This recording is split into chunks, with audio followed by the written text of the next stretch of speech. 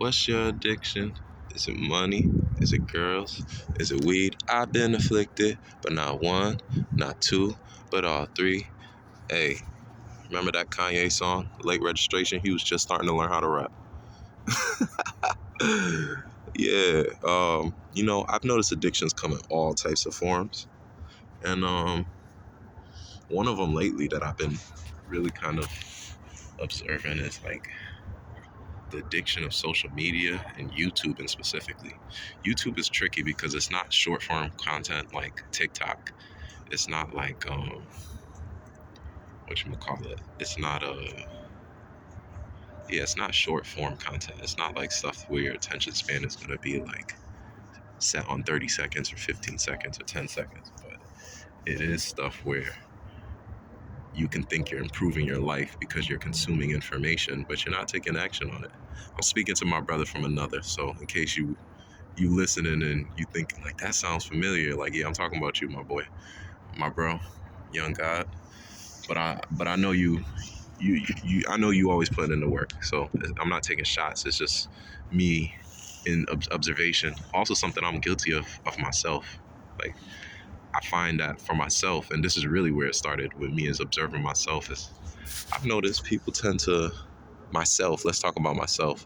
I have tended to watch a lot of content that's in the self-improvement space, and I think a lot of people do this who watch self-improvement content. They watch a lot of this content, but they don't take action on it. And it's not that they don't want to, it's just that the act of watching the content feels good. There's a dopamine release effect that's happening within. It's like, oh, I'm learning something.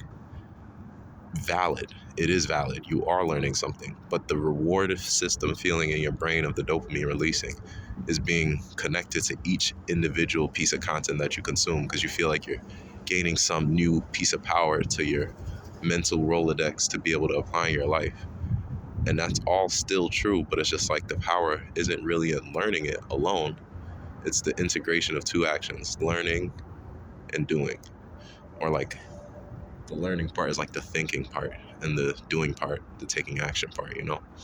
So I realize, like, think about it like this. If you're watching YouTube on your cell phone, it might be a little more tricky. You might not notice this as much, but especially if you watch YouTube on a laptop or a desktop, you probably will end up having like more than one tab on your browser window open at the same time of multiple videos that you want. Like you go to the YouTube homepage, then you'll see maybe out of the 6 to 9 videos you could see at any given time in one quick viewing on your home screen, you might see like 2 or 3 videos that have interest to you, and then you pull all those up in tabs.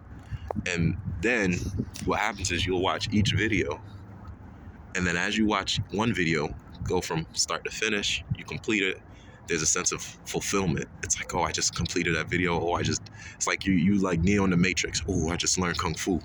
You just downloaded some information, and in a sense you did, but at the same time it's like you got to apply it to get the full value of that information. And the application usually involves a process that isn't as quickly gratifying. And so this kind of connects with another video I made about creating positive reinforcement in like small intervals. Like you got to find ways to reinforce you having a sense of accomplishment in small intervals when pursuing long-term goals. Otherwise, you won't be committed and stay committed to those long-term goals. So like there's an addiction I've noticed. I'm using YouTube as a specific example, but really just not just the common things we associate, not just the things Kanye mentioned in the song, not just money and weed and sex and girls. It's just like for some people it's food. For me, I love a lot of sugary treats. I work out 6-7 days a week. I've always been slim, trim, or at least a little chubby, but never been fat.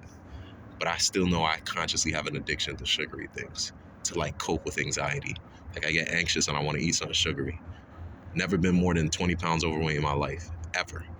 And I know that. So I'm just saying that, like, notice that there's addictions that come in many forms, and be observant of where the stimulus is for the dopamine release. Pay attention to that and hone in on that. And that'll help you know how to nip it in the bud. For YouTube addiction, it's probably from starting a new video.